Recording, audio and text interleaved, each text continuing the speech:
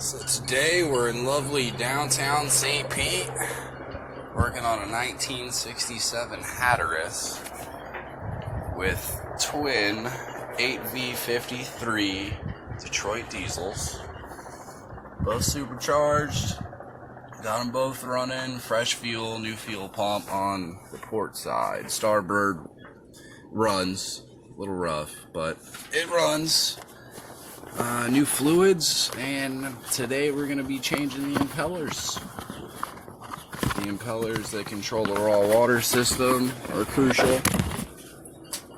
If it goes bad, which this is a new impeller, the impellers are flexible. When they get old and hard and break off and go through your cooling system, it gets really expensive. So make sure you change these yearly. And yeah, here we go. Okay, so on this port side engine, we have changed this line and also the fuel pump, and it runs fine now. Now we're going to do the raw water impeller, and as you can see, these are not the original bolts. One's missing. I don't know what the hell they did to hold it shut. Probably gasket sealer. The guy who owned this boat before was a complete idiot for sure. The original hardware should have looked like this.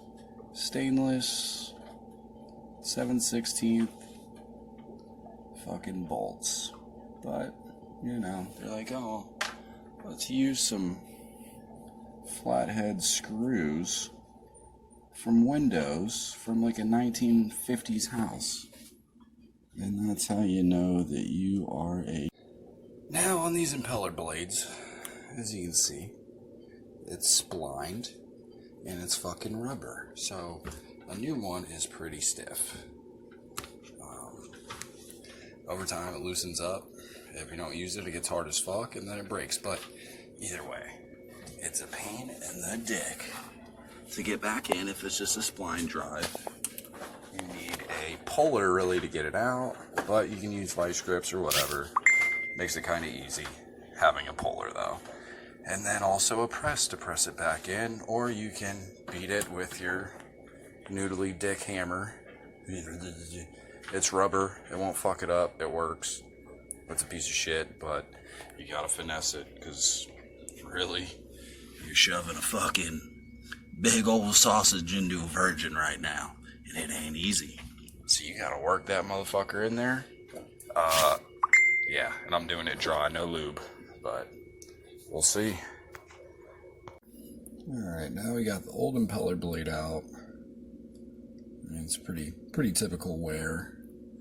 Where it rubs up against the actual housing to create pressure, it has some wear marks. Pretty normal.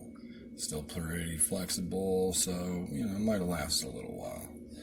But since we got it out, might as well put the new one in.